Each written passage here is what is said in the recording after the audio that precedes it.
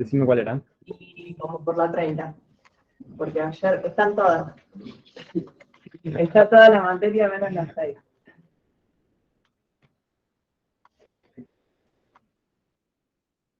Ahí está. ¿Estamos?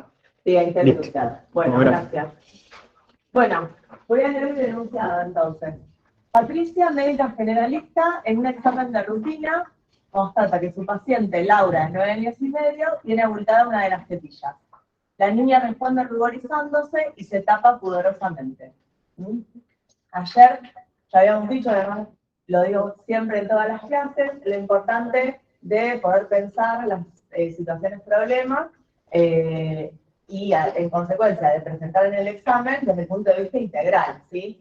Entendiendo el proceso de salud-enfermedad como un proceso que transcurre, tiene lugar, tanto en la dimensión biológica como psicológica como social de la vida humana. Entonces, podríamos ensayar algún tipo de presentación, pero voy a intentar ir un poco más al grano, a los distintos puntos que tenemos que ir analizando, porque tenemos bastantes contenidos por dar, nos queda la clase del lunes, y nada, o sea que recién vamos por un pedazo. ¿Qué salta a la vista en el enunciado? Por un lado, la aparición de la telarca, ¿sí?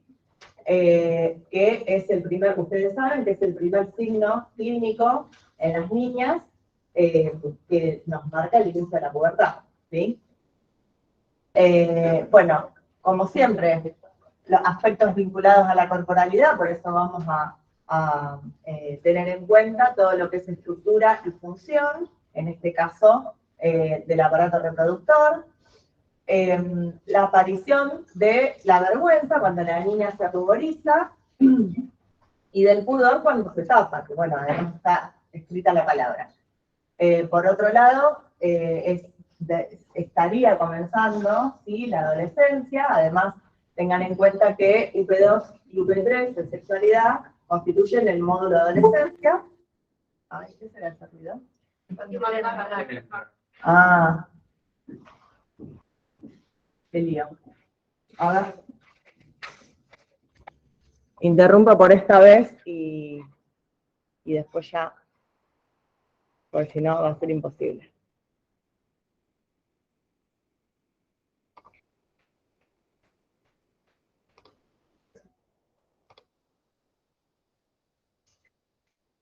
Bueno, habíamos mencionado la necesidad de analizar la adolescencia y después, como estamos en la consulta de una niña, corresponde que conozcamos y pensemos algunos puntos necesarios a la hora de atender niños, niñas y adolescentes. Vamos a empezar con la dimensión biológica de análisis. Bueno, en relación a la estructura del aparato reproductor, no vamos a tocar ningún tema, solo muy por arriba, lo vamos a intentar integrar un poco más con la fisiología. Ustedes saben que tienen que conocer tanto la anatomía como la fisiología para poder comprender la función, ¿sí? Y recuerden que, si bien ustedes glándula mamaria lo vieron el año pasado, pero que acá también entra, ¿sí?, tanto la estructura como la función, y algo sí vamos a mencionar, hoy no, pero el lunes de lactancia, muy breve, para que... ¿No se movió? Ah, gracias. Bueno, arrancamos entonces con pubertad, ya habíamos mencionado. Ustedes saben que la pubertad es el proceso a través del cual se adquiere la capacidad reproductiva y que tanto en la niña como en el niño comienza cuando empieza la pulsatilidad o sea, empiezan a tener lugar los pulsos de GNRH a partir del hipotálamo, ¿sí?, que va a ser el que va a estimular a la hipófisis. Esto, bueno, está muy detallado en las clases teóricas en fisiología.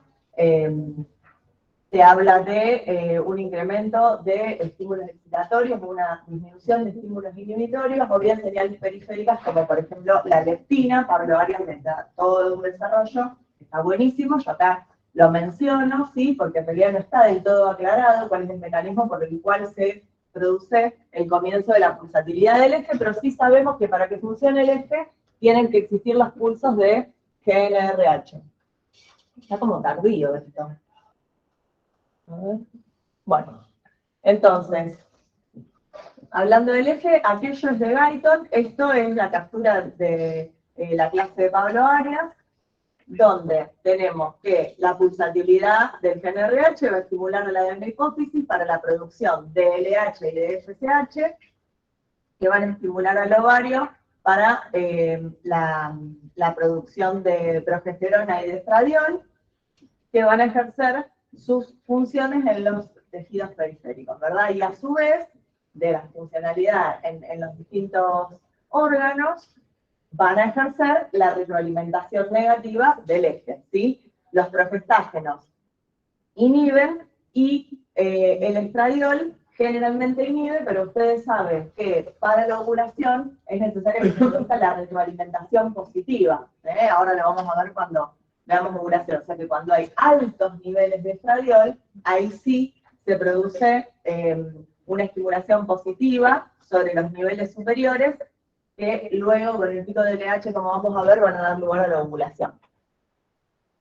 Y acá tenemos el ciclo sexual femenino, que a mí me gusta decirle ciclo sexual, no menstrual, porque menstrual me va a hablar más del útero y particularmente del endometrio, ¿sí? Entonces, tenemos el ciclo ovárico y el ciclo uterino. A su vez, tenemos en todo ese ciclo, que en promedio dura 28 días, un perfil hormonal de las hormonas de la hipófisis y de las hormonas ováricas. Y también en ese gráfico está la temperatura corporal, que va aumentando luego de la ovulación, porque ustedes saben que la progesterona es que la produce el cuerpo lúteo, es una hormona que aumenta la temperatura corporal y por eso en la segunda mitad del ciclo hay una elevación leve, pero existe, de la temperatura corporal. Entonces, ¿por dónde arrancamos a analizar? Allá, en las hormonas de la hipófisis, ¿sí? La folícula estimulante, ustedes saben que va a inducir la maduración de los folículos ováricos. Los folículos, después lo vamos a ver, pero van a producir estrógeno. Ustedes fíjense, el estradiol, como acá, en las hormonas ováricas, va aumentando el nivel de estradiol con el correr de los días, y como dijimos antes, cuando existe un pico de estradiol, lo que va a producir es la retroalimentación positiva que nombrábamos. Bueno, ahí está el detalle, un aumento de la amplitud y la frecuencia de los pulsos de GNRH y un aumento de los receptores para GNRH en la hipófisis. Entonces, esa es la forma en que el estradiol realiza la retroalimentación positiva. Entonces, al aumentar el estradiol se produce el aumento brusco de las gonadotrofinas, particularmente de la luteinizante, la LH, que va a inducir la ruptura folicular y la consiguiente ovulación, ¿sí? Allá arriba entonces vemos el ciclo ovárico, donde tenemos una primera mitad, que se llama fase folicular, por todos los cambios que estuvimos hablando, una pequeña fase ovulatoria, que podemos o no mencionarla, pero básicamente son dos, la fase folicular y la fase lútea, donde por la estimulación de la LH, el cuerpo lúteo va a producir progesterona. Fíjense abajo en las hormonas ováricas cómo va, aumenta notoriamente la progesterona, que es la línea que está en violeta, que es la que va a preparar el cuerpo, puntualmente el endometrio, para un potencial embarazo, ¿sí? Una potencial implantación. Bien, ¿y cómo es el ciclo a nivel endometrial? Tenemos una fase menstrual, que después vamos a describir por qué se produce, que en realidad ustedes saben que es la menstruación es la descamación del espacio funcional del endometrio, con el consiguiente sangrado vaginal. Después viene una fase proliferativa, que se da en simultáneo con la fase folicular, con una parte de la fase folicular ovárica, donde se produce, como su nombre lo indica, la proliferación del endometrio, y después de la ovulación, y como consecuencia del aumento de la secreción de la progesterona, se produce la fase secretoria. Entonces acá sí está bien notorio dónde está la fase menstrual, fase proliferativa y fase secretoria, donde vemos cómo las glándulas endometriales, que están ahí en esa esquemita, se van cargando de secreción y aparecen tortuosas en el corte histológico, que después les puse uno para que lo vean. ¿Qué pasa a nivel del moco cervical? Cuando predomina la acción estrogénica, va a disminuir la viscosidad, y cuando predomina la acción de la progesterona, aumenta la viscosidad. Por eso las características del moco cervical cambian a lo largo del ciclo sexual femenino. Después lo vamos a mencionar. Eso nos va a permitir pensar si estamos o no cerca de la ovulación, porque podemos tener acceso al moco cervical. Bueno, acá el ciclo ovárico, pero graficado. Este grafiquito es de Gannon, ¿sí? Tenemos los folículos primordiales. Ustedes saben que en cada ciclo se produce un reclutamiento de 10 o 20 folículos que empiezan a madurar. Después se cargan de líquido. Tengo otra diapositiva donde se ve el desarrollo folicular más en detalle. Primario, secundario, folículo maduro, etc. Pero en el folículo antral porque tiene un antro que está lleno de líquido. Ese líquido lo producen las células de la granulosa. Este es el folículo maduro. Acá se ve la ovulación, donde se forma el cuerpo hemorrágico. Primero, bueno, un cuerpo lúteo con estas características, cuerpo lúteo maduro. Luego, el cuerpo lúteo en regresión, si es que no se produce el embarazo, y que retrocede en última instancia como un cuerpo albicans. Y acá tienen el folículo antrésico, que son los folículos que fueron reclutados, pero que no llegaron a madurar. Está un poco redundante con la próxima diapositiva. Bueno, acá un poco más en detalle, el folículo primordial es el ovocito primario, que ustedes saben que está detenido en la meiosis 1, y tiene alrededor una capa de células foliculares planas. A partir de la pubertad, y por acción, como decíamos, ¿no? Todo lo que venimos hablando, del aumento de la folícula estimulante, empiezan en los ciclos a tener, como decíamos, desarrollo los folículos. En principio, cuando se va desarrollando, se llama primario, ¿sí? ¿Qué particularidad tiene diferente del folículo primordial? Que las células, en vez de ser una capa de células foliculares planas, se tornan cúbicas y empiezan a proliferar, formando una estratificación, o sea, distintas capitas alrededor, son las células de la granulosa. Aparecen las tecas y aparece la membrana pelúcida a partir del ovocito. El folículo secundario es cuando ya hay líquido folicular. En el primario no tiene líquido. Secundario se llama cuando se puede ver el líquido. Y el folículo maduro es el que tiene esta estructura. Vieron que generalmente hay un solo folículo que llega al estadio de folículo de Graf y por eso se ovula un ovocito. Eso, bueno, eso lo vamos a ver después por qué se produce, ¿sí? Si bien excepcionalmente se pueden ovular más de un ovocito, pero lo habitual es que se ovule uno. Y acá tienen la estructura, esto se los pueden preguntar cómo es la estructura del folículo de Graf o folículo maduro, y este es el ROS. Vemos el ovocito, la membrana pelúcida, las células de la granulosa en amarillo, que en esta parte, porque lo que se va a ovular es esto, ¿sí? Se va a romper el folículo y esta partecita del medio es lo que se va a ovular. Entonces estas van a ser las células de la corona radiada. ¿Está? Bueno, el resto de las células de la granulosa con el líquido, la membrana basal y las tecas. Esa es la estructura. Bien, bueno, antes de la ovulación se reanuda la meiosis 1, formando el ovocito secundario, que es lo que se va a ovular. Luego de la ovulación se inicia la meiosis 2, que solamente se va a completar si ese ovocito es fecundado. Esto ustedes lo vieron el año pasado también. Pero bueno, entra también en sexualidad, tienen que conocerlo. Bueno, acá el modelo de las células del folículo y cómo es la producción hormonal. A la izquierda, una célula de la teca, esto también es de la clase de Arias, y a la derecha, una célula de la granulosa. No lo estamos, ¿no? Un poquito. Vemos cómo la influencia de la LH sobre la célula de la teca, a través de la MP cíclico, produce la captación de colesterol, la transformación en progesterona y en andrógenos, androstenediona y testosterona. ¿Sí? A su vez, estos andrógenos en la célula de la granulosa son, se dice, aromatizados, o sea, transformados en estrógenos por la enzima aromatasa. La androstenediona en estrona, la testosterona en estradiol, y a su vez la estrona se puede transformar en estradiol. Creo que la síntesis de esteroides sexuales es un poco así, que hay varias reacciones enzimáticas posibles y las vías de transformación.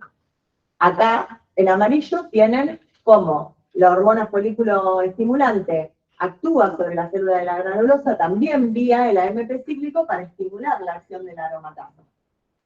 ¿Está?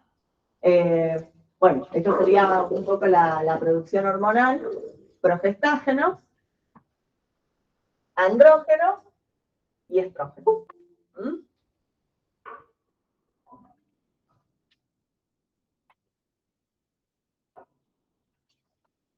Acá tienen, bueno, esta captura es de Guyton, donde está un poco más en detalle: colesterol, pregnenolona, progesterona, 17-hidroxipregnenolona, etcétera, ¿no? Con la formación de DEA, androstenediona, testosterona, y a su vez, lo que estaba en el otro gráfico, la testosterona en estradiol, la androstenediona en estrona. En el hígado, estos dos estrógenos se pueden transformar en estriol. Ustedes, bueno, saben que a su vez, como los andrógenos, los esteroides van a circular fundamentalmente en el plasma unidos a proteínas, se van a metabolizar en hígado y se van a excretar por orina. Y otros efectos, aparte de los que hablamos en el moco y de los que hablamos en el endometrio. Tenemos a nivel de las mamas, los estrógenos producen, y allá de la progesterona, producen proliferación mamaria, y es muy pertinente que ustedes lo puedan expresar cuando hablen de la telar, ¿sí? Esos folículos, aunque los primeros ciclos en la pubertad sean anovulatorios, en el folículo en desarrollo se produce estrógeno. Y esos estrógenos que empiezan a aumentar en la sangre de esta niña son los que van a inducir la proliferación de las células de la mama, y por eso se produce el botón mamario y después el desarrollo mamario. Bueno, se describe que los estrógenos tienen una acción más importante a nivel de las conductas, la acción trófica en las mamas a nivel de los conductos, y los progestágenos a nivel de los alvéolos. Ahí también nuevamente les menciono la acción termógena de la progesterona, que habíamos dicho que en la segunda mitad del ciclo aumenta la temperatura corporal. ¿Y qué otros efectos de los estrógenos? Bueno, sobre el perfil lipídico, que eso lo tienen desarrollado un poco en la UP6, que tiene un efecto beneficioso sobre el perfil lipídico, aumentando el colesterol HDL, que sería, entre comillas, el colesterol bueno, y disminuyendo el LDL, que es el que aumenta el riesgo cardiovascular. Entonces, efectos beneficiosos sobre el perfil lipídico, efectos anabólicos en el hueso y en la mineralización del hueso. ¿Sí? Esos otros efectos que no habíamos nombrado.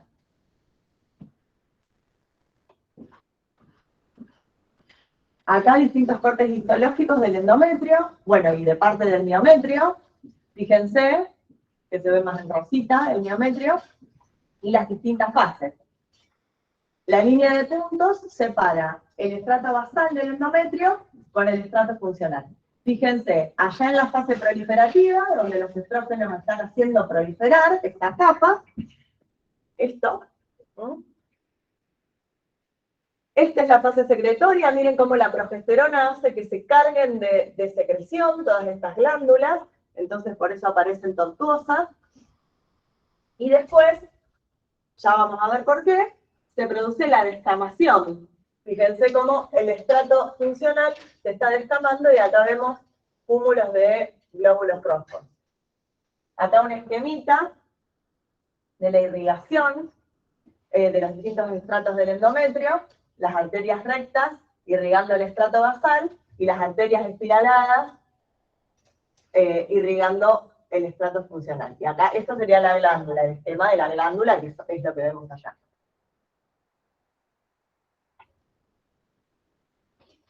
Bueno, ¿qué es lo que pasa? ¿Por qué se produce la menstruación? O sea, la descamación de esa capa. Porque cuando no se produce el embarazo, no se produce la gonadotropina coriónica humana, que en el caso de un embarazo estimula al cuerpo lúteo para que se siga desarrollando y secretando hormonas. Entonces, cuando no ocurre eso, en un momento el cuerpo lúteo empieza a involucionar. Por lo tanto, las hormonas que produce el cuerpo lúteo empiezan a decaer su concentración en sangre.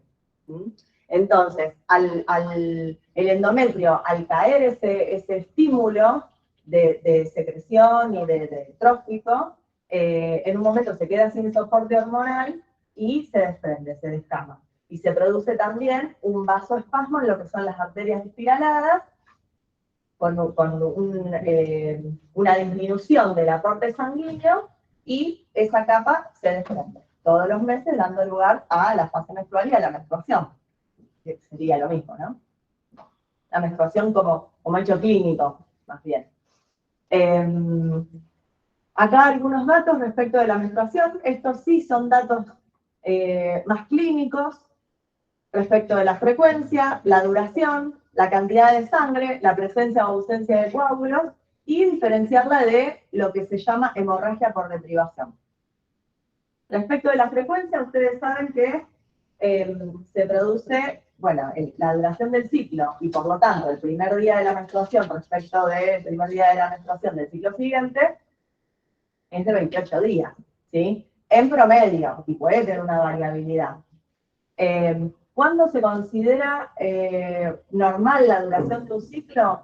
Cuando tiene, yo les puse ahí, 28 días más menos 7, o sea, entre 21 y 35 días tienen que durar los ciclos menstruales de una mujer. Días más, días menos, no, nunca son exactamente iguales en duración, pero sí tiene que haber una regularidad relativa. No que una persona que menstrua cada 22 días, después empieza a menstruar cada, o si cambia el patrón, a lo mejor no llama tanto la atención, pero menstrua, no sé, tiene un ciclo de 33 días, y ahí yo lo primero que voy a sospechar es el embarazo, porque habitualmente la duración se repite. No sé si me explico eso. Bien. ¿Cuánto dura? Puede durar, dependiendo de la bibliografía, entre 1 y 2 días hasta 7, 8 días. Y la cantidad de sangre, que es difícil de medir, tiene un máximo de 80 mililitros. ¿Sí? Por ahí en otra bibliografía habla un poquitito más, pero más o menos el tope de cantidad de sangre es de 80 mililitros. Y generalmente no tiene coágulos, excepto que sea muy abundante, o que un sangrado, que nosotros pensamos que es de una menstruación, tenga otro origen, que sea un origen cervical, o sea, del cuello, vaginal, entonces ahí sí va a haber más coágulos. Y la diferencia de menstruación con hemorragia por deprivación, ¿la conocen? ¿No? Bueno, menstruación, desde el punto de vista fisiológico, se llama menstruación al sangrado ginecológico, ¿sí? Que se produce, o sangrado uterino, mejor dicho, para situarnos en el órgano, que se produce por descamación del estrato funcional del endometrio, cuando ese endometrio fue sometido a un ciclo bifásico hormonal, o sea, cuando existe la fase en el endometrio proliferativa y secretoria, y después tiene lugar la fase menstrual. Todo lo que describimos. Lo que ocurre en algunos casos, por ejemplo, a nivel fisiológico, luego de la pubertad o en la etapa de la perimenopausia, es que existen ciclos que son anovulatorios. ¿Sí? O sea, que entre una menstruación y otra no se produce la ovulación. Por determinados motivos, ¿sí? Pero ¿qué ocurre? Ese endometrio está sometido a la acción estrogénica, pero no a la acción de la progesterona, como nosotros vemos que aumenta la progesterona por el cuerpo lúteo después de la ovulación. O sea que no está sometido a esos dos periodos marcados de estimulación hormonal. ¿Sí? Simplemente la estimulación estrogénica lo que hace es que prolifere, y en un momento el soporte hormonal no alcanza y el endometrio se desprende. Fisiológicamente, eso no se llama menstruación. Cuando los ciclos son anovulatorios, ese sangrado uterino, aunque sea endometrial, no se llama menstruación. Lo mismo ocurre con el sangrado que se llama también por deprivación, que ocurre cíclicamente en las personas que toman anovulatorios. Es exactamente lo mismo. Entonces, si alguien les pregunta, una pregunta medio tramposa, ¿las pacientes que toman anticonceptivos menstruan? Bueno, la respuesta correcta es decir que no, porque ese sangrado no es una menstruación, no cumple con el criterio de la definición fisiológica de menstruación. Después, en lo que es la práctica clínica de ustedes le van a preguntar a la paciente, ¿menstruas? No es que, o sea, esto es una cuestión técnica entre nosotros, pero básicamente uno, cuando escribe una historia clínica, ritmo menstrual, aunque suponga que esa paciente, por varios motivos, aunque suponga que esa paciente tiene ciclos anovulatorios, uno no va a escribir hemorragia por deprivación. No, es patrón o ritmo menstrual, ¿se entiende? Es ahora que nosotros hacemos esta distinción, y bueno, porque básicamente la definición de menstruación es la que dijimos. ¿No? ¿Se entendió? ¿Alguna duda respecto de esa diferencia, por las dudas? Sí. Yo no tengo una duda sobre eso, pero quería contestar porque cuando recién en mayo me tocó hablar de ese tema y dije que se descamaba la descamación, y dije que estaba mal, que no es descamación, que es que se desprende. Yo no sé lo mismo. Bueno, yo la verdad es que no me acuerdo de dónde saqué el término, pero seguramente de algún libro, no sé, ustedes que están... El libro dice descamación. Bueno, bueno, son detalles, pero ¿te bocharon por eso? ¿En serio? Sí. Bueno, vos en ese caso, lo que yo te recomendaría es decir, bueno, Pablo Arias es el titular de la cátedra de fisiología, ¿sí? Si él utiliza ese término, pero fundamentalmente si el término está en un libro, en el ROF no dice descamación. Habla del término de descamación. Sí, a veces esos detalles, y sobre todo cuando está escrito en un libro, es inentendible cómo te pueden bochar por eso. Hay que ver cómo venía el examen, ¿viste? Te creo igual, porque pasar puede pasar de todo. Pero con esa palabra fue como que terminaron de bochar. Bueno, claro, por eso te digo, hay que ver si vos venías bien en el examen y te bocharon por eso, si a alguien alguna vez le pasa algo así, con ese tema, con cualquier tema, ustedes saben que está en la bibliografía, te lo están diciendo bien, y que el examen venía relativamente bien, se tienen que plantar y enfrentar la situación, porque sería una injusticia total. Por eso es complicado pensar qué pasó en ese examen, a lo mejor no venían bien y eso fue la hora que prevalció. Sí, yo la utilizo, qué sé yo. Si está en el libro y vos, en ese caso, ya obvio que la próxima vas a saber en qué libro está y en qué página. Capaz, y vas a decir, esta es la fuente, esta es la bibliografía obligatoria o ampliatoria, y está en este libro, y la verdad es que la uso porque está en la bibliografía. Si no, cambio en vez de bibliografía. ¿Qué sé yo? No sé cómo, pero sí, es una palabra que se utiliza. Desprendimiento, descamación, no sé, no nos podemos poner tan... A lo mejor se queda de la cátedra de histología. Sí, no me acuerdo, pero me dijo que descamación no va porque es lo que pasa en las células que tienen queratina, como la de la piel. Si la piel sí se descama, esto no se descama. Bueno, algo muy fino. No sé, yo la verdad que para mí, si me decís descamación está bien. Y si me decís desprendimiento también, porque lo importante es que vos entiendas. Bueno. Cuello, se lo jerarquicé. Dijimos que de estructura íbamos a ver poco y nada. Dentro de lo que quiero que vean es la parte del cuello uterino y el epitelio.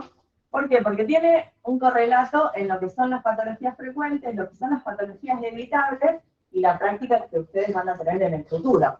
Eso es un cuello visto a simple vista, un cuello de útero visto a simple vista, con una especuloscopía, mediante una especuloscopía, que es la colocación del espéculo en la vagina, y en el fondo de la vagina lo que vemos es el cuello del útero. Esta es una mujer en edad fértil. Lo que vemos acá, ustedes conocen que el epitelio del endocervix, ¿sí?, es cilíndrico simple, y el epitelio del exocervix es estratificado plano, ¿verdad? Bueno, sabemos que las esteroides sexuales ejercen un efecto trófico sobre los genitales, y en las mujeres en edad fértil lo que ocurre es, y sobre todo si ya tuvieron partos, pueden también no estar, pero es habitual la protrusión de ese epitelio endocervical hacia el exocervix anatómico, ¿sí? Fíjense cómo tenemos ahí toda una zona con otra coloración que es más rojiza, y un cambio abrupto, ¿sí?, que eso se llama zona de transformación, hacia el epitelio estratificado plano. Habitualmente en la pubertad, obviamente en la pubertad no le vamos a hacer una especuloscopía, pero después en la perimenopausia, o sobre todo en la posmenopausia, esta protrusión del epitelio cilíndrico no se ve, o no se ve tanto, o sí puede persistir, ¿sí? Hay una variabilidad anatómica e histológica, pero podemos esquematizar el pensamiento diciendo, bueno, en las mujeres en edad fértil es muy frecuente que veamos el epitelio, acá no se ve tanto en el Power, después cuando lo vean se ve bastante bien, que veamos el epitelio cilíndrico directamente mediante una especuloscopía a simple vista. Esto se ve así, y acá es donde nosotros tenemos que tomar la muestra para el Papá Nicolau. Pasamos una maderita, metemos un cepillito, este es el famoso OCE, orificio cervical externo, ¿sí? Entonces tomamos la muestra, lo ponemos en el portaobjeto y lo mandamos para que el anatomopatólogo vea esas células, si tienen o no tienen anormalidades, que nos puede hacer pensar en una posible transformación. Bueno, esto es patología, ¿no? Pero es frecuente, y ustedes lo conocen, una posible transformación y atipías celulares con el riesgo de un futuro cáncer de cuello de útero. Entonces, por eso el Papá Nicolau lo que sirve es para detectar tempranamente esas transformaciones en las células que habitualmente se produce por la infección por HPV, como para tener alguna intervención que haga que esas anormalidades no progresen. Entonces, por eso es tan efectivo, con una determinada frecuencia, realizar Papá Nicolau. Acá se ve entonces epitelio cilíndrico, zona de transformación y epitelio estratificado plano.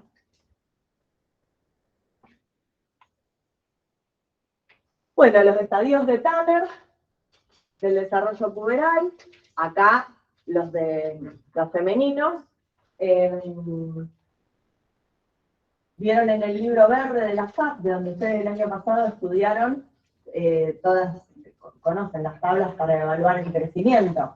Bueno, también ahí figuran, y lo tienen en el campus, los estadios de Tanner para evaluar los indicadores de maduración física como son los signos del desarrollo puberal. Entonces tenemos a la izquierda el desarrollo de las mamas, a la derecha el desarrollo del vello pubiano. En el nene son 6 estadios también el vello pubiano, y las mamas son 5 estadios, y el desarrollo de genitales en los nenes es 5 estadios. Y siempre el estadio 1 de todo es prepuberal, o sea, sin ningún cambio clínico, que quizás pueda haber algún cambio hormonal, pero que clínicamente, o sea, a través de la realización y de ese contacto que tenemos con el paciente, no lo podemos observar. Bueno, ¿dónde estaría Laura? Con su telarca, que es el botón mamario, en el estadio 2 del desarrollo de las mamas. No habla de una realización en esa consulta respecto de la región genital, por eso ese dato no lo vamos a tener. Pero bueno, para poder situar con la UP sería M2, Laura. Acá un detalle, recordar que el vello pubiano, y axilar, son consecuencia de la acción de los andrógenos que también producen los ovarios y en realidad también las suprarrenales, y no consecuencia de progesterona y estrógenos, ¿sí? O sea, vello pubiano y axilar, aún en la mujer, es por los andrógenos. ¿Qué otra cosa? Bueno, no, que esto siempre les digo, la idea de estos signos de cómo va evolucionando la pubertad tiene que ver con que, bueno, tenemos que controlar que todo vaya bien en la maduración de esa persona. Por eso ahora tenemos determinados intervalos de edades que nos van a hacer suponer que la persona no tiene ningún inconveniente hormonal, fundamentalmente. Este es el gráfico de la secuencia de eventos puberales. Arriba, el estadio M2, justamente el que está Laura. Esto es el desarrollo del vello pubiano en estadio 2, ¿sí? De Tanner, que es cuando comienzan algunos vellos. Este es el pico de empuje puberal, y esto es la menarca, o sea, la primera menstruación, ¿sí? Que ya sabemos que no es una menstruación, que generalmente es una hemorragia por deprivación. Fíjense cómo eso de término de hemorragia por deprivación se usa combinado. Bueno, de cada uno de los eventos puberales que se evalúan en este gráfico, tenemos una edad promedio, acá en este eje tenemos la edad en años, y a su vez de tener una edad promedio, tenemos un rango de variabilidad. Vamos, por ejemplo, al de arriba, que es el estadio de desarrollo mamario 2, o sea, botón mamario. Hay una edad promedio en esta población que se estudió, que es 10,8 años. 0,8 no son 8 meses, es en decimal. Habría que hacer la equivalencia de cuántos meses son. Esa es la edad promedio, pero sería normal entre los 8,3 años y los 13,3 años en esa población. ¿Sí? ¿Se entiende esto, no es cierto? Bien. Ella tiene 9 años y medio. O sea que a este triangulito se los puse por esto. 9 años y medio cae acá. Está dentro del rango de edades normal. Y en relación a esto de las estadísticas, así como, o sea, cuando es más fácil pensarlo para el crecimiento. Nosotros tenemos, estamos evaluando el crecimiento de una persona cuando nos cae el rango de normalidad, con el tema de los percentilos y todo lo que ustedes estudiaron. ¿Para qué nos sirve eso? Para inferir que una persona no tiene ninguna patología sobre la que tengamos que intervenir. Los eventos puberales se desarrollan según lo esperado desde el punto de vista estadístico, sirven para lo mismo, ¿sí? Para que nosotros pensemos que no hay nada para intervenir. Si alguien tiene a los 8 años la telarca, y yo voy a tener que pensar que quizás es una pubertad precoz. No me lo garantiza. Puede ser una niña normal que no haya que intervenir, bueno, esto ya es de la patología. Pero sí, cuando se me salen de los datos clínicos, se me salen de las estadísticas, lo que tengo que hacer es siempre sospechar y estudiar a ver que no haya algo sobre lo cual yo tenga que intervenir. Con el crecimiento pasa lo mismo. Puede haber alguien que tenga una talla menor a la talla que le corresponde o el percentilo inferior y sin embargo no tenga ninguna patología. Pero siempre cuando caen dentro de los rangos de normalidad, si no hay ninguna otra sospecha, me puedo quedar tranquila. A ver, ¿algo más de este gráfico? No.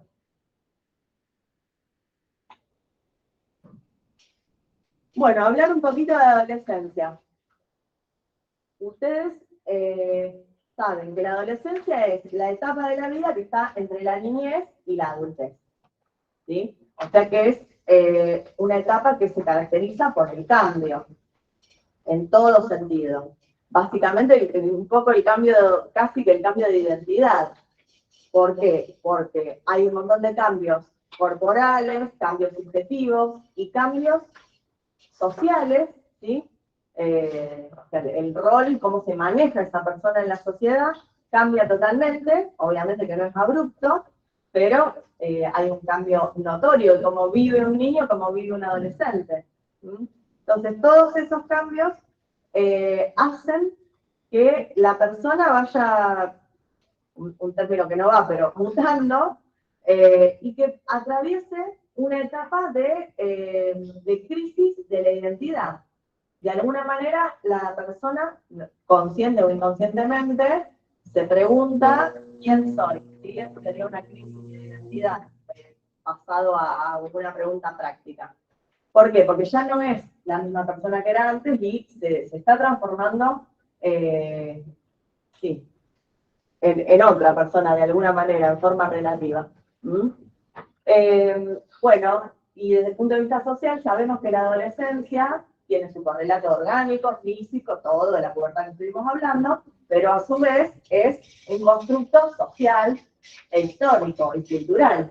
Ahí hay algunos ejemplos en la bibliografía donde hay sociedades donde no existe la adolescencia, sino que directamente se pasa de la niñez a la adultez a través de algún rito de pasaje, y esa etapa queda como anulada. Bueno, en nuestras sociedades sí existe como etapa y tiene esas características que estuve nombrando. Es una etapa de vulnerabilidad, de riesgos, una etapa donde hay que hacer el duelo por el cuerpo infantil que la persona ya no tiene, y a su vez la imagen de su mamá y de su papá cambia totalmente, entonces tiene que hacer esto más desde el punto de vista psicoanalítico, tiene que hacer el duelo de esa imagen materna y paterna, materna y paterna por decirlo en términos un poco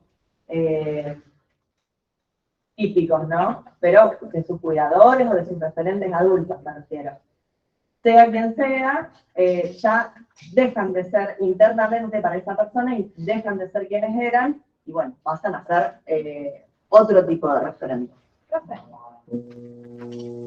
Acá podríamos hablar de autonomía progresiva. Sí, sí. En el caso puntualmente de Laura es chiquita para pensar en lo que es la autonomía progresiva. Yo era directamente en la adolescencia, más en la adolescencia quizás. En lo que es la etapa de la adolescencia, claro. Yo ahora en la última diapositiva, les pongo lo que es, particularmente en salud, ¿viste? Lo que es la autonomía progresiva, digamos que tiene implicancias en todas las decisiones que tenga que tomar la persona. Pero particularmente en salud, es a tener en cuenta, obviamente.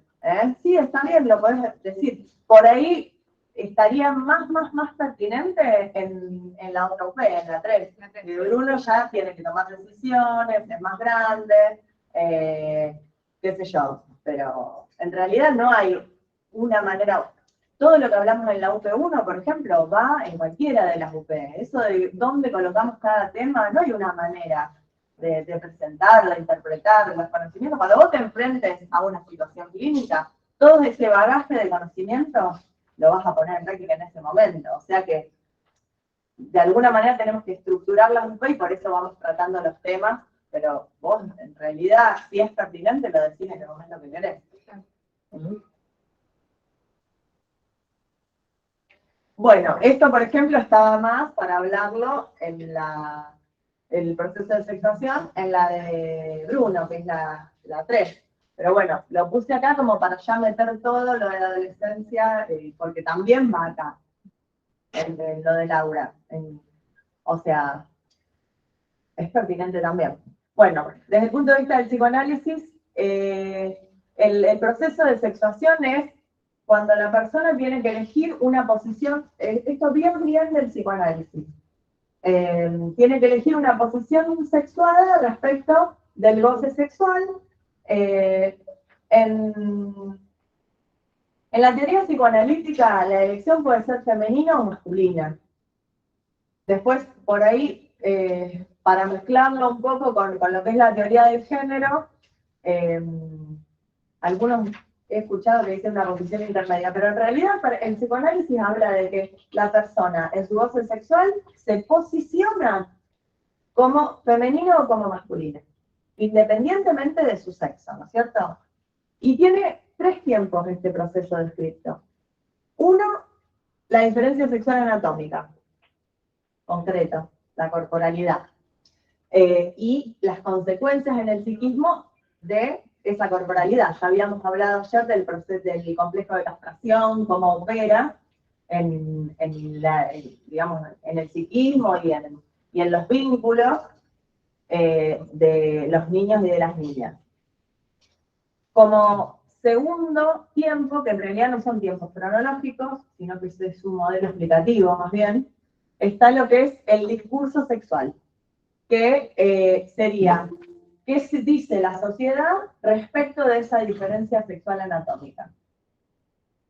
Y, o sea, de alguna manera está la corporalidad y las consecuencias para el niño, para la niña, ¿no? Y después cuando se va creciendo y se transforma en adolescente. La corporalidad y las consecuencias psíquicas de esa corporalidad y después qué dice la sociedad respecto de esas diferencias sexuales. Todo eso compone lo que es el proceso de sexuación para el psicoanálisis. ¿Se entendió? Ahora un poco mejor.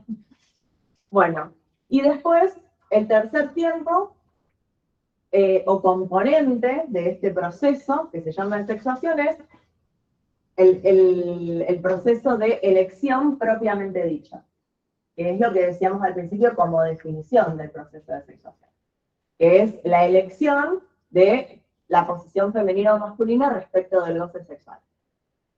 Bueno, y se relaciona con la aparición de los caracteres sexuales secundarios, donde la corporalidad habla también por sí sola, ¿verdad? Respecto de lo que es la identidad de género, ahí puse aclaración para no olvidarme de... ustedes ven que acá el psicoanálisis dice femenino o masculina, o sea, de alguna manera está dentro del paradigma binario. Si bien la teoría psicoanalítica fue recontra revolucionaria en su momento, porque situó, elaboró el concepto del inconsciente. Dicen, por ahí, Freud descubrió el inconsciente. A su vez, separó en forma teórica la sexualidad de la reproducción. A su vez dio una definición ampliada de sexualidad.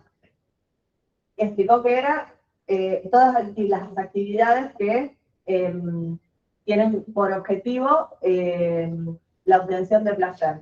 Y habló de sexualidad durante toda la vida de la persona. O sea, fue muy revolucionario. Pero bueno, sigue estando dentro del paradigma binario, que es lo que hoy en día, más contemporáneamente, está, por algunas corrientes está en cuestión. Bueno, y por algunas corrientes y ya bastante. Fíjense que en el documento, no me acuerdo cuándo, nosotros tenemos la opción de poner género no binario, o sea, de no clasificarnos como personas con género femenino o con género masculino. Podemos poner no binario. ¿Tá? Entonces, tampoco es tan reciente. Imagínense, hasta que un país permite una cosa, esas cosas se discuten desde mucho antes en la sociedad, en las universidades, en la sociedad en general, digamos. Una pregunta. Entonces, si nos preguntan proceso de sexuación, situación y hacemos esa aclaración también, ¿está bien o es irse muy lejos de la teoría? No, el proceso de sexuación es del psicoanálisis. No, la teoría del género no sé si habla de proceso de sexuación. Claro, no, pero digo, es como si nosotros decimos, bueno, el psicoanálisis hablaba solamente de esta normativa binaria y existe otra. ¿Es como irse de la teoría del psicoanálisis o Sí, es irse. Sí. es mejor no mencionarlo? Mira, si a vos te preguntan proceso de sexuación, vos podés decir, el proceso de sexuación está definido o está enmarcado en la teoría psicoanalítica. Y habla de esto. Y lo describís.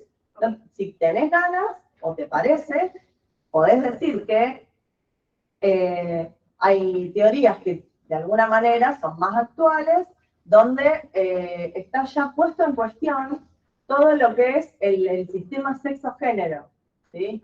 Hay posiciones político-ideológicas disidentes de todo lo que es el sistema sexo-género.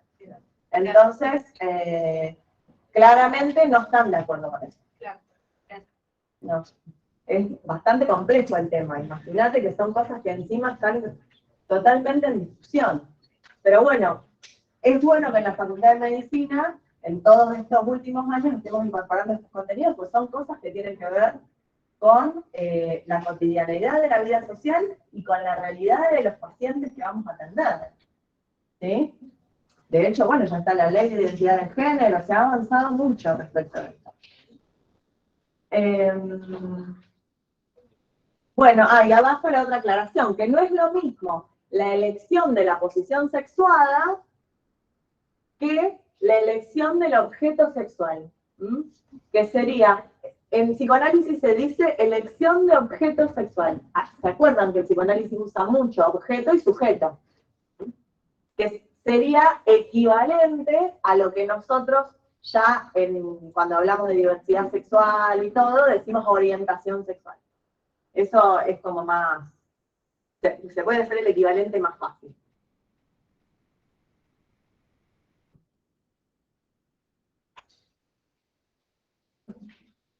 Bueno, esto ya estuvimos hablando bastante ayer de la sexualidad infantil, complejo de Edipo, prohibición del incesto, constitución del super-yo, ingreso a la etapa de latencia, donde la sexualidad aparece como disminuida, que en realidad lo que está ocurriendo es que los mecanismos de defensa del yo hacen que no aflore esa sexualidad a la vista y al psiquismo. ¿Qué es lo que aparece con la constitución del superyo y en paralelo con esta represión de la sexualidad? Lo que se llaman los diques contra la sexualidad, que son el asco, el pudor y la vergüenza. Parte de esta constitución subjetiva normal hace que empiecen a aparecer, bueno, justamente el asco, el pudor y la vergüenza, que es lo que nosotros vemos en el enunciado, donde Laura siente vergüenza y se tapa pudorosamente. Lo podemos explicar perfectamente desde el psicoanálisis y sin mucha contradicción con ninguna teoría, lo podemos explicar desde acá. Algo más les iba a decir. Sí, que bueno, ustedes lo habrán visto quizá en los videos de las clases de Colovini, que ya se los recomendé ayer, donde esto está explicado obviamente mucho mejor porque es psicóloga. Cuando nosotros encontramos en una niña de 9 años y medio estas reacciones, pensamos que tiene una constitución subjetiva normal, ¿sí? O que no hay nada que, excepto que tenga una vergüenza excesiva o un pudor excesivo que nos llame la atención. Estos signos de pudor y de vergüenza nos están hablando de que su aparato psíquico tiene las instancias del super-yo, los diques contra la sexualidad, como se desarrolla habitualmente el psiquismo. Cuando no existen esas reacciones, cuando no existen para nada, en forma llamativa, ¿sí? Que no hace falta ni aclararlo, o sea, uno hasta intuitivamente se da cuenta, que puede existir alguna alteración subjetiva en esa persona. O sea que estas reacciones de Laura son normales y no nos tienen que preocupar. Y tienen que ver con esto. Una pregunta, ¿cuál es la diferencia entre el pudor y la vergüenza? Mira, lo que estuve incluso elaborando con los con los alumnos la otra vez, el pudor es algo que no es censurable por el otro. O sea, algo que yo mantengo en la intimidad, ¿sí? Pero no por algo que sea censurable por el otro, no por algo que yo quiera ocultar. La vergüenza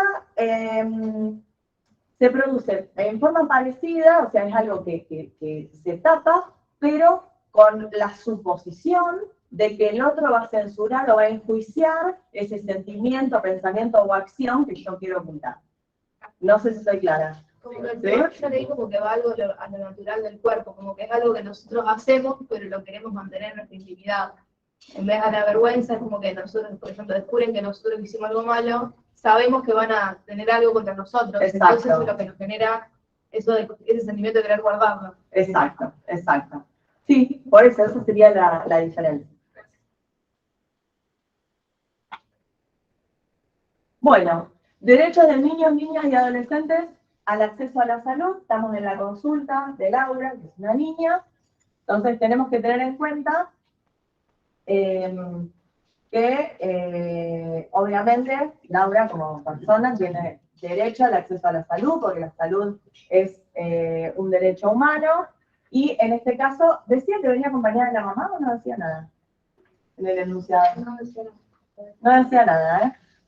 Bueno, respecto de la atención de, sobre todo de niños y niñas, porque adolescentes ya los médicos saben que tienen que atenderlos, pero a veces puede ocurrir que en algún centro de salud o en cualquier institución de salud exista la demanda de atención por parte de un niño, ¿no? Un niño de 2 años, obviamente, ¿no? Pero tranquilamente puede acercarse una persona de 9, 10 años a solicitarnos asistencia por algo. Entonces, bueno, ¿qué hago? ¿Lo atiendo o no lo atiendo? ¿Tiene derecho a la atención? ¿Tengo que sí o sí decirle que venga con la mamá? En los barrios por ahí los chicos andan solos a hacer, ¿no? Entran al centro de salud, pueden a la persona, al médico, a la médica que conocen, le pueden pedir que los atienda por algo, qué sé yo, me golpeé, cualquier cosa puede ser. Entonces, ¿qué es lo que hay que intentar hacer? Ir separando un poco o sea, ir viendo si esa atención, cuál es el verdadero motivo, si es urgente, ¿sí? Si a lo mejor, nada, se dobló el tobillo en la esquina, vino al centro de salud y tengo que llamar a la mamá para que lo venga a asistir. O sea, hay muchas situaciones que pueden ser que algún niño demande atención. ¿Está? Hay que brindar esa asistencia y ver por qué también está solo. Si realmente viene a contarnos algo que no grave, que no pueden estar tanto los padres, obviamente tengo que intentar buscar un acompañante adulto, un referente adulto, puedo recurrir a otro miembro del equipo de salud para que esté conmigo en esa, o sea, lo tengo que ir viendo en ese momento, no hay una forma exacta de hacer las cosas, pero lo que tiene que primar es que yo no puedo negar la atención porque el chico venga solo. ¿Estamos? Obviamente que si me doy cuenta que no es nada importante y es algo que puede esperar, no tengo que sí o sí hacer la consulta, ¿tá? Pero si el chico viene solo y demanda atención, tengo que atenderlo y por lo menos ver de qué se trata, ¿tá? Bueno, esto, en caso de requerir acompañamiento, acordar con él o con ella quién va a ser. ¿Te parece que llamemos a tu mamá? Me parece que estaría bueno que ella esté, etcétera, ¿no? El secreto profesional. El secreto profesional también aplica a la consulta de niñas y adolescentes. Y solamente se puede revelar, como en los adultos, cuando voy a evitar un mal mayor, que es la misma revelación del secreto, ¿sí? Bueno, y después las distintas etapas. Menores de 13 años, en realidad lo ideal es que yo consiga algún referente adulto acompañante, ¿sí? Entre 13 y 15 años pueden decidir, por eso ya lo vieron con los métodos anticonceptivos, pueden decidir sobre cualquier tipo de práctica. Pasa que esto es de todo, no es solo de los métodos anticonceptivos, es el acceso a la salud en general. 13 y 15 años pueden decidir sobre prácticas no invasivas y a partir de los 16 ya pueden decidir sobre su cuerpo como cualquier persona adulta. Y a lo último les puse recordar, tanto en niñas y adolescentes, como en adultos, que la anticoncepción y la entrega de preservativos son prestaciones urgentes. No hay que pedirle, por favor, anda a sacar turno. Hay que, en lo posible, por lo menos ver, como les decía, ver de qué se trata. Creo que es una duda acerca del proceso de sexuación. Sí. Al final se logra la orientación sexual también. No, es distinto. La orientación sexual es otra cosa, no es parte del proceso de la sexuación. Sí, lo puse ahí abajo, pero no es que sea parte del proceso de sexuación. Es otra cosa. ¿Sí? No sé por qué a veces reacciono tardía.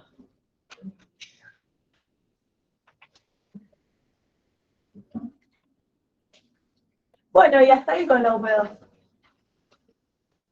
Vamos a ver qué hora es.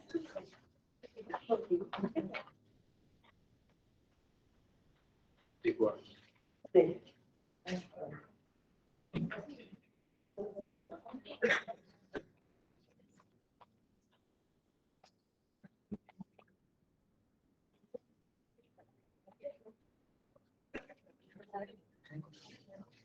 ¿Seguimos?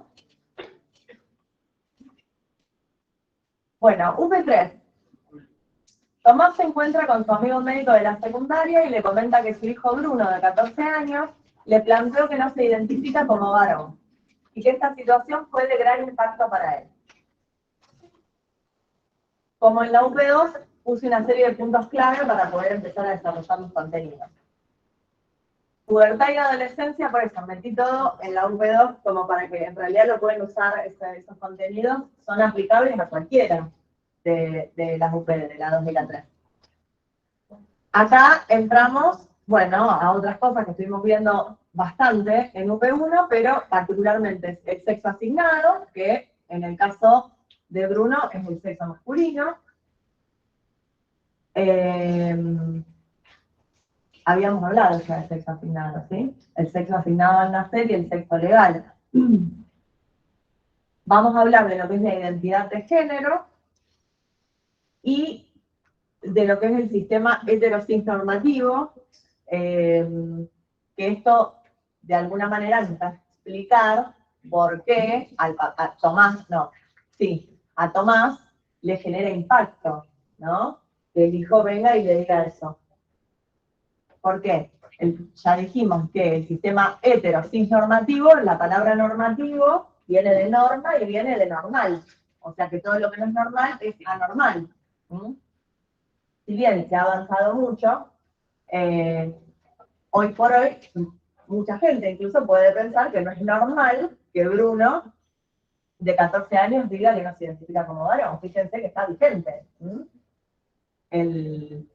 Aunque tengamos una ley de identidad de género, en nuestra cultura sigue vigente eso, ¿sí? ¿Qué quiere decir hetero y cis? Heterosexual, bueno, ya vamos a hablar de una orientación sexual donde se pretende o se desea tener vínculos sexoafectivos con el género opuesto, ¿sí? Eso sería heterosexual. Y cis es que la autopercepción del género coincida con el sexo asignado, ¿tá? Lo contrario de trans. Entonces, lo normal es que tu género coincida con tu sexo asignado y a su vez que te sientas atraído o atraída por el género opuesto. Eso significa sistema heterosis normativo. Yo les había dejado algunas palabras en el PowerPoint, patriarcado, machismo, que por ahí entran en la bibliografía y les dije, cualquier duda, avisen, si la podemos aclarar. ¿Quedó alguna duda respecto de esos términos? ¿No? Misoginia, había varios que están sobre todo están, creo que en la guía que se llama Hablemos de Diversidad Sexual. Ahí igual está explicado re bien todo y re clarito. Bueno, avanzamos.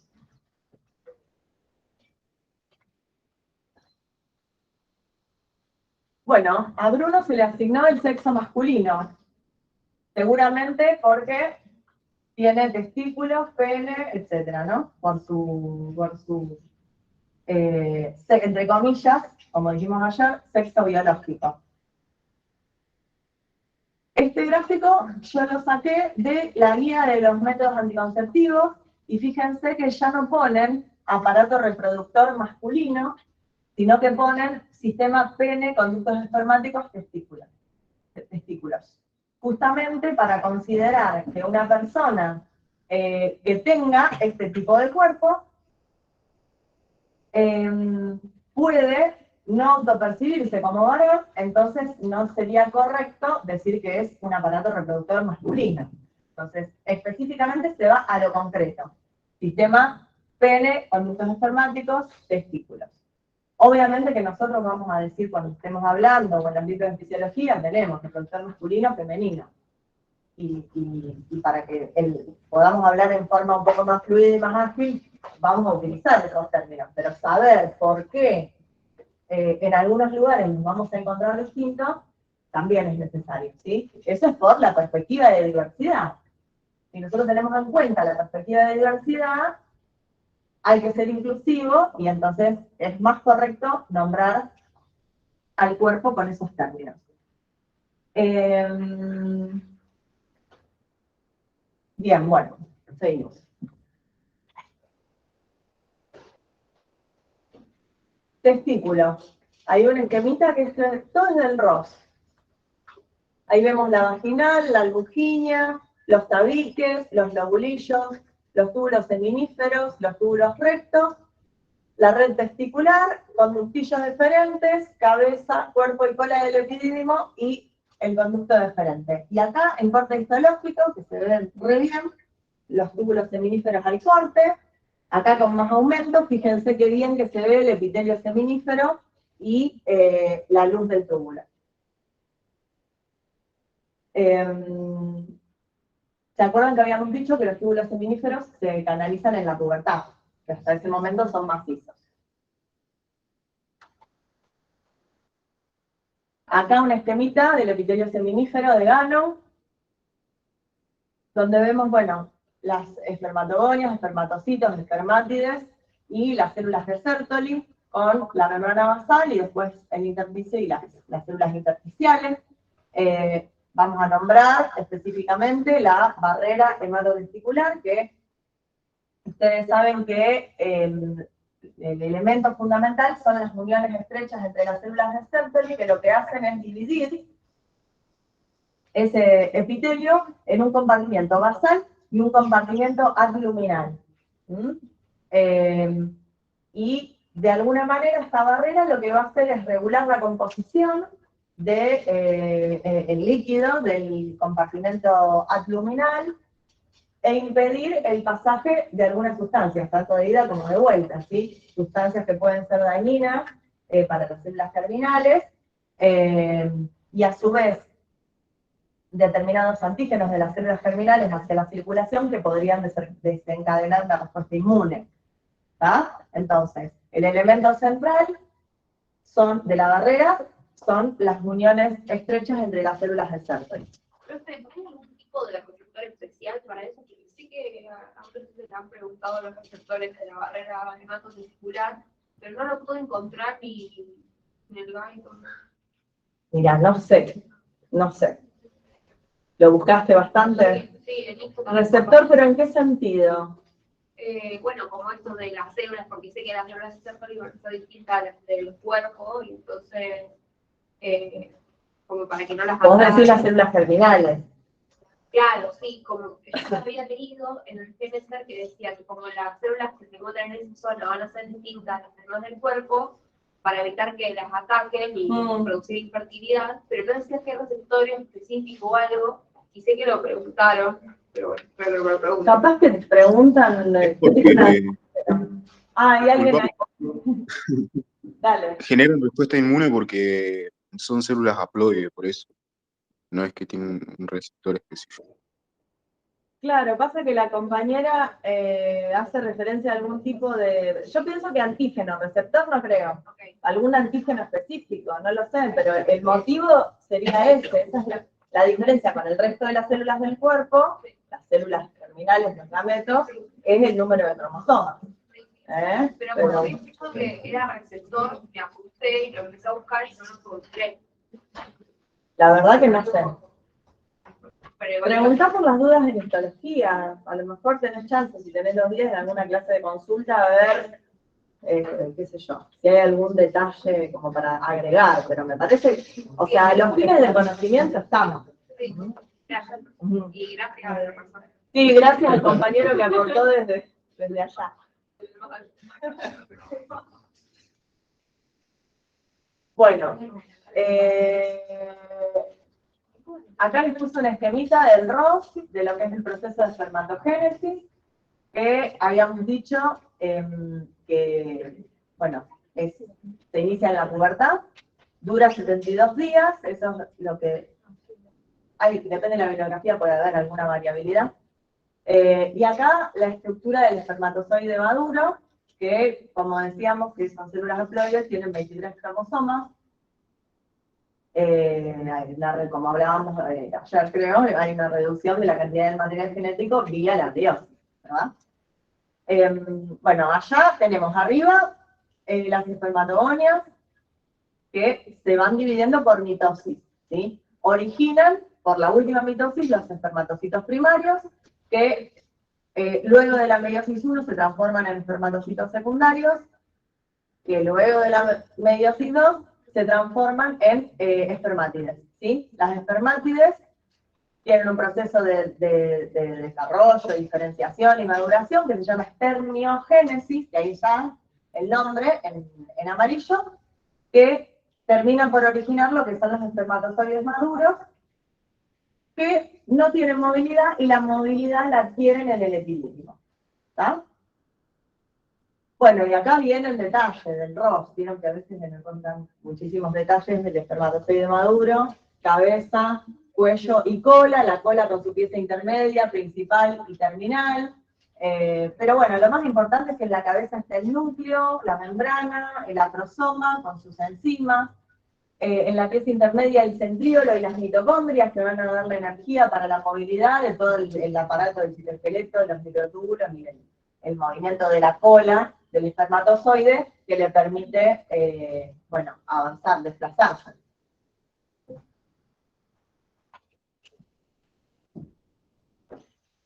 Y el estímulo para la espermatogénesis son, bueno, la testosterona, ¿está? Bruno, 14 años, estamos hablando de pubertad y adolescencia, y habíamos dicho que el funcionamiento del eje hipotálamo hipófiso gonadal en el varón también se inicia con la pulsatilidad de los pulsos del GnRH, ¿tá? Estimula la hipófisis, lo mismo, como en la mujer, estimula LH, FSH. Acá la LH va a estimular a las células de Leydig, que son las que producen testosterona, con los consiguientes efectos periféricos y lo que decíamos del espermatogénesis. La FSH va a estimular a las células de Sertoli, que van a producir inhibina, que saben que las funciones de retroalimentación negativa sobre la hipófisis, la proteína fijadora de andrógenos y estradiol, con los consiguientes efectos periféricos. Y la proteína fijadora de andrógenos va a difundir hacia los túbulos y va a aumentar la biodisponibilidad de andrógenos a nivel del túbulo seminífero para, bueno, ejerza su función, ¿sí? En la espermatogénesis. También, obviamente, que no lo dije, pero ya lo sabemos, la testosterona realiza la retroalimentación negativa sobre los elementos, los componentes o niveles superiores del eje.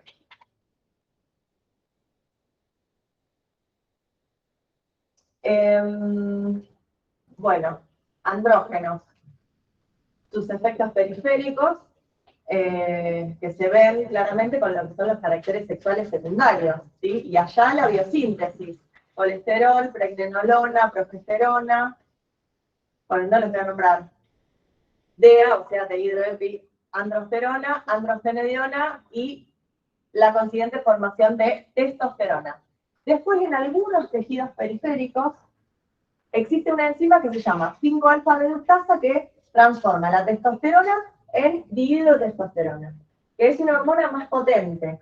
¿sí? Que la testosterona. O sea, los dos son andrógenos, pero la dihidrotestosterona es más potente, sería porque los complejos hormona-receptor, vieron que los esteroides se unen a receptores intracelulares, bueno, y forman un complejo. El complejo hormona-receptor sería más estable el de dihidrotestosterona que el de testosterona, entonces por eso sería, los efectos androgénicos son más intensos con la dihidrotestosterona que con la testosterona. ¿Dónde le voy a dar importancia? Sobre todo porque tiene implicancias terapéuticas.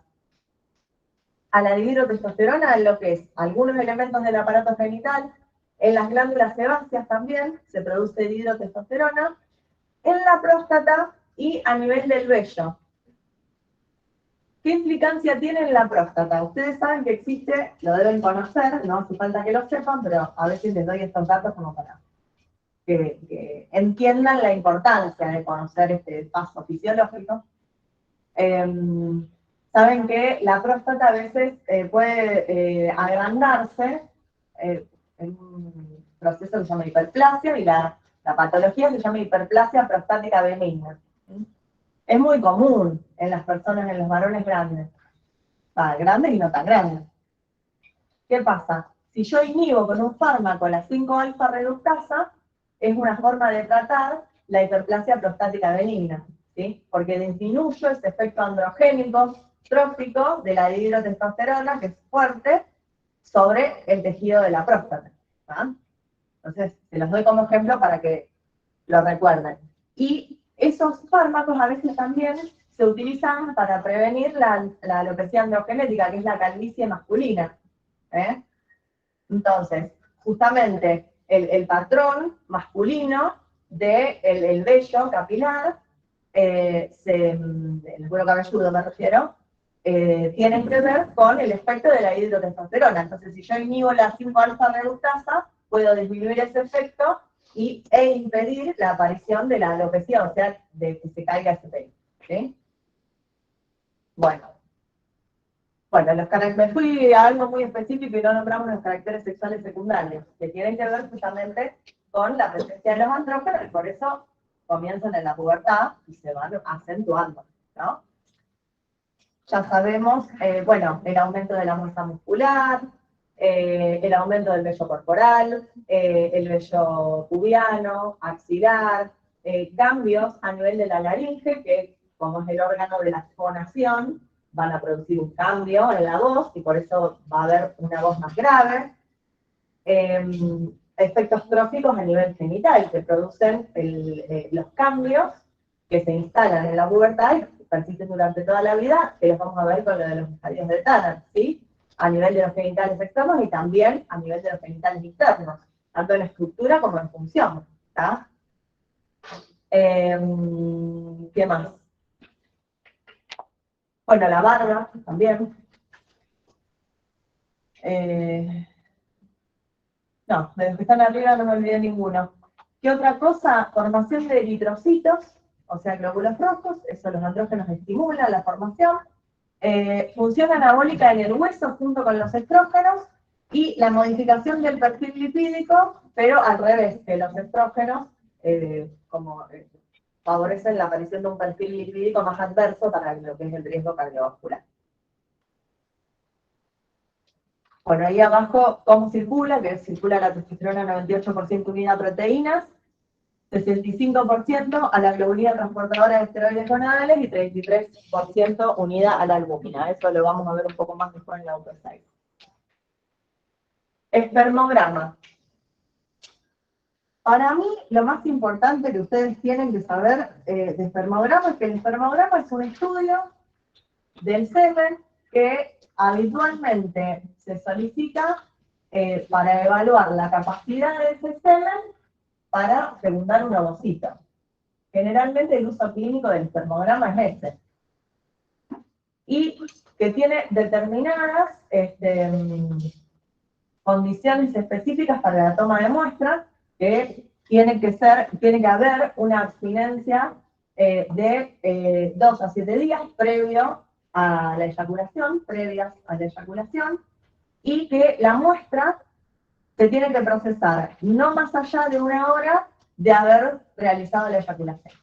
¿Sí? Esas son condiciones particulares de la toma de muestra que tienen que conocer o por lo menos saber que no se toma, digamos, en cualquier momento y llegar al otro día, etc. ¿Y qué es lo que se ve? Bueno, determinadas características físicas, el aspecto, la liquefacción, etc. Y después, a nivel de los espermatozoides, si yo quiero ver si va a poder fecundar un ovocito, tengo que ver cuántos espermatozoides hay. En realidad los voy a ver por mililitro, o sea que voy a ver la concentración de los espermatozoides. Voy a ver la morfología, voy a ver si están vivos o no, y si se mueven. A mí, realmente, con que ustedes sepan eso, me parece que alcanza. Porque después, excepto que vos seas urólogo y estés todo el tiempo pidiendo espermograma para analizar, es imposible acordarte de eso. ¿Ah? Entonces, o por ahí el término de azospermia, ¿no? Que lo utilizamos para evaluar la efectividad de una vasectomía. ¿Se acuerdan? ¿Lo leyeron de la guía? ¿Mm? Entonces, todos esos valores, a mí, sinceramente, no me interesa que los recuerden. Eso no quiere decir que alguno de los valores más importantes quizás a alguien se los pregunte. No, eso no lo puedo analizar. Pero me parece que con saber, por lógica, la concentración de los espermatozoides que tengo que evaluar, las que se muevan, que estén vivos y la morfología que tengan, ¿no? Eso es lo más importante. Bueno, hay algo de las glándulas, próstata, vesículas seminales y la producción de semen es 60% de las vesículas seminales y 20% de la próstata. Tener en cuenta también, no olvidar, las glándulas de Cooper y algunas sustancias que producen estas glándulas que aparecen en el semen y que figuran en el trabajo práctico de fisiología. Entonces, nombré así como las más importantes. De utilidad clínica, la más importante es el PSA, que es el antígeno prostático específico, que tiene un uso clínico bastante frecuente y que cuando está aumentado nos hace pensar que puede haber alguna patología prostática y por eso es que se solicita. Pero después lo otro, en medicina general, no se mide, esto sí, el PSA, pero que se mide en sangre.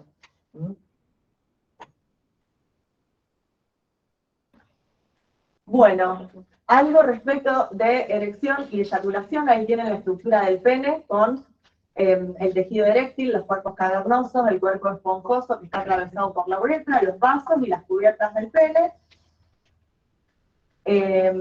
Respecto de la erección, ustedes saben que se produce por vasodilatación a ese nivel.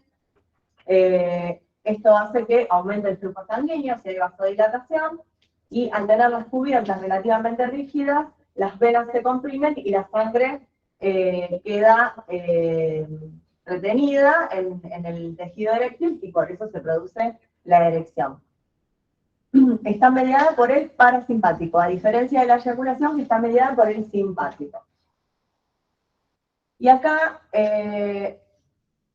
bueno, les menciono que en el proceso de vasodilatación hay liberación de óxido nítrico y que actúa a través de la AMP cíclico. ¿Por qué les digo esto? Porque el sildenafil, que tiene el nombre comercial Viagra, bueno, el GMP cíclico es degradado por una enzima que se llama fosfodiesterasa. El sildenafil inhibe la fosfodiesterasa, entonces así es como mantiene la vasodilatación y así es como favorece y perpetúa la erección y se usa para tratar disfunción eréctil. Es un fármaco desconocido, entonces por eso se los nombro, para que se acuerden un poco de esta vasodilatación que es la que produce la erección.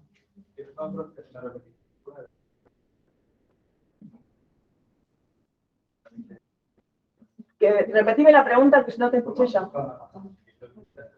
El mecanismo de acción del sildenafil inhibe la fosfodiesterasa, ¿sí? Vos tenés que dentro de Bueno, todo el tema de vasodilatación es más de trabajo y tiempo libre, pero vos tenés que conocer que hay una sustancia vasodilatadora endógena que se llama óxido nítrico, que actúa, obviamente que no tengo el detalle en este momento de cómo termina por aumentar y sobre qué receptor actúa eso, la verdad que no lo sé, ni tampoco hay que saberlo. Actúa vía el GMP cíclico. A lo mejor me equivoqué y dije AMP, pero es el GMP cíclico, ¿sí? Este GMP cíclico es degradado por la fosfodiesterasa para que termine en algún momento esa vasodilatación. ¿Okay? Y el sildenafil lo que hace es inhibir la fosfodiesterasa. Entonces, persiste el GMP cíclico, persiste la vasodilatación y persiste la erección. O sea, se favorece la erección y a su vez se perpetúa. ¿Se entendió ahora? ¿Alguien levantó la mano? Bueno, y la eyaculación está medida por el simplífico. Sigamos. Acá, bueno, los estadios de Tanner, que los pueden estudiar, del libro verde, habíamos dicho 6 estadios para vello pubiano, 5 estadios para genitales, siempre estadio 1 es prepuberal, y en relación al desarrollo del genitales, tener presente que así como en las niñas, el primer signo clínico de la pubertad es la telanca, en los niños es el aumento del tamaño testicular. ¿Sí? Esto tienen que poder describir más o menos los estadios de Tanner, ¿sí? No repetir de memoria, pero poder más o menos. De vuelta a la secuencia de eventos puberales, pero esta vez en los varones. Tenemos acá marcado Bruno de 14 años, ¿sí? Bueno, y como antes tenemos la edad promedio y el intervalo de edades de, entre comillas, normalidad. Pico de empuje puberal, desarrollo genital, sí, desarrollo de los genitales, el vello pubiano, que en realidad es siempre el estadio 2, lo que yo estoy midiendo, o lo que esté graficado, hay que poder interpretar el gráfico. Y arriba, un volumen testicular de 4 mililitros, ¿sí? Como fenómeno clínico, la edad promedio, según estas estadísticas, son los 11 años y medio. En el trabajo práctico de fisiología homologaba un tamaño testicular o volumen testicular de 4 mililitros al estadio genital 2. ¿Sí? Acá en este gráfico lo pone distinto, porque fíjense que acá dice 11,8. En estadio G2, que en realidad, bueno, no sé bien exactamente qué sería, por eso se los puse acá, porque sabemos que si el primer signo es el aumento del tamaño testicular, a lo mejor el G2 no lo toma exactamente en estas estadísticas como el tamaño de 4 mililitros, es posible. Pero bueno, son cuestiones muy, muy finas que ni hace falta que se den cuenta, porque fíjense que incluso la edad es muy similar. ¿Ah? Bueno. Y ahora vamos un poco a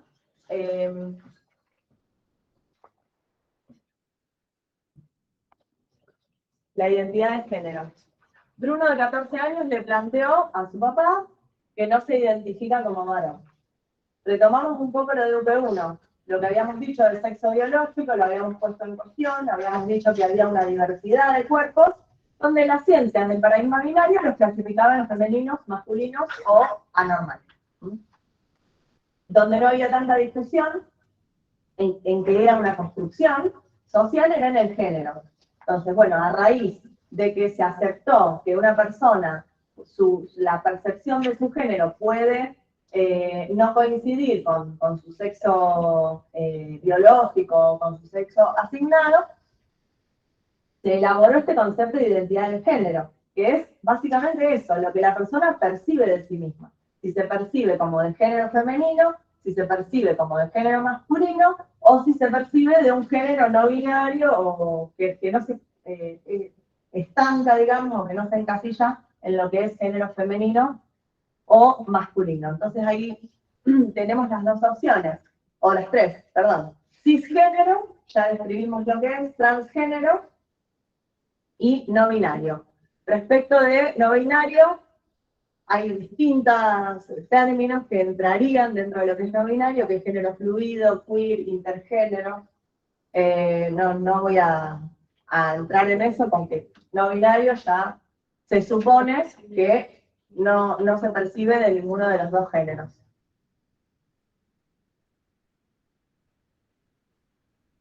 Bueno, y como decíamos, en nuestro país hay una ley que garantiza el derecho a la identidad de género. Y yo resalté 3 cositas de esa ley. ¿Sí? Esta ley es del 2012, fíjense que ya tiene 10 años. Toda persona tiene derecho a ser tratada dignamente de acuerdo a su identidad de género, a su solo requerimiento, incluyendo el nombre de pila elegida. ¿Sí? O sea que yo tengo que tratar a la persona con el nombre que eligió y de acuerdo a la identidad de género, independientemente de si es cis o transgénero. Esto es importante para nosotros como médicos y médicas, acceder a procedimientos farmacológicos y o quirúrgicos para adecuación de su corporalidad. O sea, que si la persona desea tomar hormonas u operarse para cambiar su genitalidad, para extraerse las mamas o para ponerse prótesis mamarias, esto es un derecho, ¿sí? Y está en el PMO, lo que habíamos hablado y aclaramos al principio de la clase. Tiene derecho también a la rectificación de la partida de nacimiento y un nuevo DNI. Pero no es una obligación, es un derecho, pero no una obligación. Puede tener cambiar su identidad de género, pero puede tener el DNI viejo, digamos. Acá, 18 años, eso se los aclaré, lo vamos a decir porque el bruto tiene 14. 18 años o a través de sus representantes legales para rectificar la partida de nacimiento y pedir un nuevo DNI. En realidad, el proceso exactamente no sé cómo es, pero en los menores de edad tienen que aparecer los representantes legales. No sé, en el caso que no estén de acuerdo, imagino. Se lo irán después. Claro, sí, era más largo, por eso no lo agregué. ¿Lo podés decir? Es de que en el caso de que los padres antes legales no lo apoyen, el niño puede presentarse ante un juez. Claro, para solicitar que se garantice su derecho. Perfecto, gracias. Los procedimientos farmacológicos, eso lo podrían hacer mayores de 16 ya. Sí, 16. Y menores, por ejemplo, el chico está con autorización de sus padres, de sus tutores. Sí. ¿Lo pueden hacer? Sí.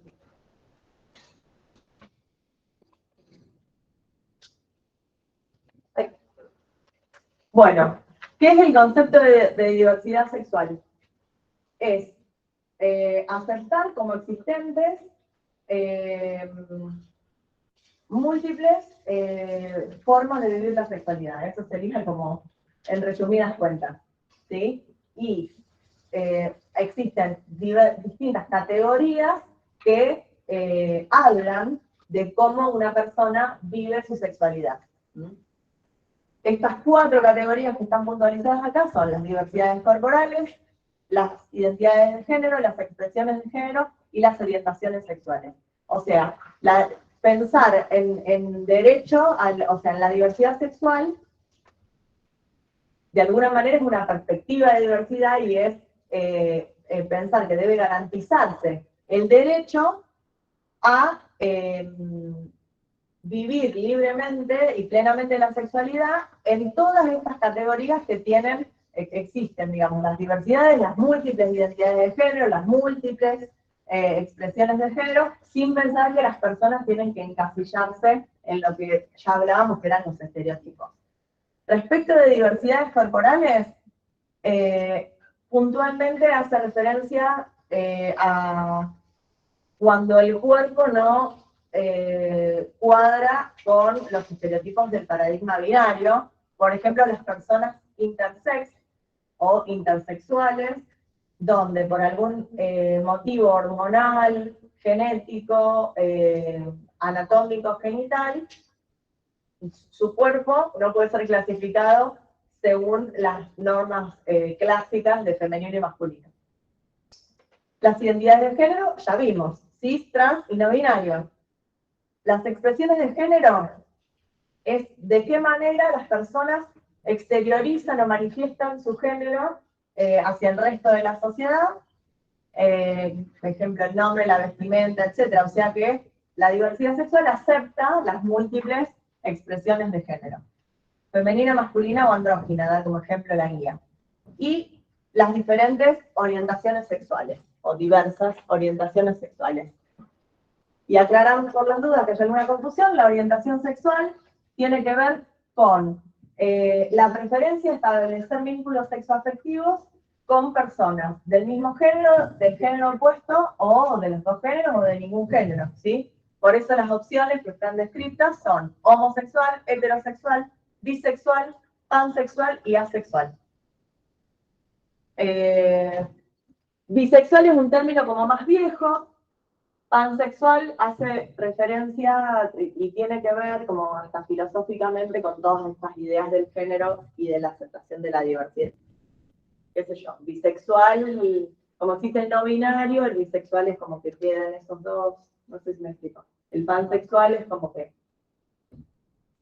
no tiene ningún tipo de preferencia sobre ningún tipo de género. Lo de arriba ya lo dijimos. Bueno, por las dudas, perspectiva o enfoque de género es entender estas cuestiones de los géneros e intentar que exista la equidad de género. Lo digo un poco sencillamente, pero para que quede.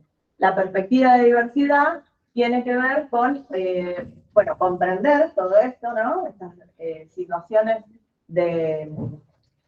En realidad, la heterosexualidad también forma parte de la diversidad sexual. Pero tenemos que, digamos, aceptar todo lo que es la diversidad sexual y tener una perspectiva inclusiva y no discriminatoria. Eso tiene que ver, es la definición de la perspectiva de diversidad.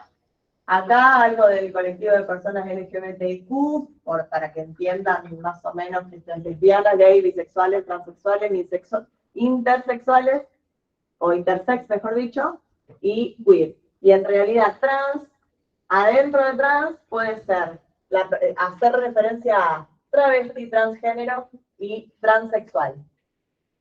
Acá hay una pequeña diferencia. En general, transexual hay una tendencia a usar ese término con las personas que tienen alguna intervención o química o quirúrgica sobre su cuerpo, alguna intervención de adecuación, ¿sí? Cambio transgénero, no. Pero bueno, se superponen un poco esos términos, porque una persona transexual es transgénero. Algunas leyes que vienen a garantizar un poco la perspectiva de diversidad están expuestas ahí. Y me parece que ya estamos un poco cansados, ¿no? Yo puedo quedarme un rato más, pero no sé. Yo siento el cansancio. ¿Quieren que sigamos el lunes con la UP4? ¿Sí? Claro, exactamente. Claro, pasa que, bueno, lo más probable es que las 6 no lleguemos. Porque entre las 4 y las 5 es un montón y realmente vale la pena. El lunes a las 10 no sé, Laura. Vamos a cortar acá porque no da para más.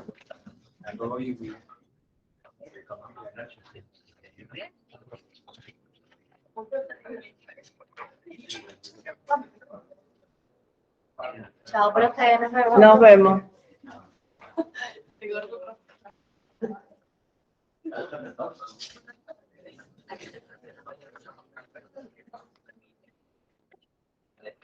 Es una pregunta. Yo, en el examen pasado que rendí, me preguntaron sobre erección. Y si me preguntan por qué se produce, yo puedo explicar como también los fenómenos tipo la respuesta sexual, los estímulos, empezar por eso, o directamente digo que es por la base de la atracción y todo eso. No, en realidad vos tenés que explicarlo, sí, una perspectiva integral que te hable de la erección, tiene que ver con, incluso lo podés plantear desde todo lo que es la cuestión subjetiva y social del sexo, la respuesta sexual, y qué correlato tiene todo eso en lo orgánico corporal puro y fisiológico, ¿viste? ¿Por qué? ¿Qué te pasó puntualmente? en el No, porque, examen? o sea, eran dos profesores de fisiología, Sí. claro, yo me fui directamente a lo fisiológico y por ahí no lo Sí. escribí tan bien, y podría haber dicho tranquilamente por estímulo, podría haber explicado la respuesta sexual, Sí, y después irme por la parte más fisiológica. sí, por ahí hubiera estado más completo. Claro, lo armo así. Sí, seguro. De todas maneras, no sé, me parece que, qué sé yo. A mí cuando me cuentan anécdotas de exámenes siempre digo, ¿cómo fue que te bocharon por eso? No sé, hay que ver cómo fue, a veces exigen cosas que no tienen que exigir o a veces realmente el examen no viene bien Claro. y el estudiante cuando cuenta una partecita. No, ¿Viste? Es muy sí, difícil, ¿eh? Porque a ver, si a vos te faltaba eso, por ahí te podrían haber inducido a que vos lo dijeras, pero por ahí no lo sabías en ese momento, qué sé yo. Me parece más completo que lo pienses. A ver, si quisieras podés empezar a hablar de sexualidad como cosa general, pero bueno, me parece que por ahí se va mucho. Pero me parece que con lo de la respuesta sexual sí está correcto que arranques por ahí. Pero la parte fisiológica la tenés que saber también. Genial. Gracias. Profe, discúlpame, no sé si usted puedes pasarnos el power. El Power sí. O está subido. Yo traje un pendrive igual. Bueno, sí. Dale, si querés. Si Luego querés. les podría pasar, qué sé yo. Ah, genial. Dale. Bueno, En el arte lo puedo usar. claro, yo, ustedes no quieren entrar a un grupo de WhatsApp para... Sí, también. Ah, bueno, Genial. porque por ahí es más fácil. Buenísimo, sí. Lo Verá que compartís ahí. así no metemos tantos pendrive acá en el coso. Genial. Verá que, che, ay, ¿por qué no lo puedo? Ah, acá está, no lo veía. Bueno, corto, directamente.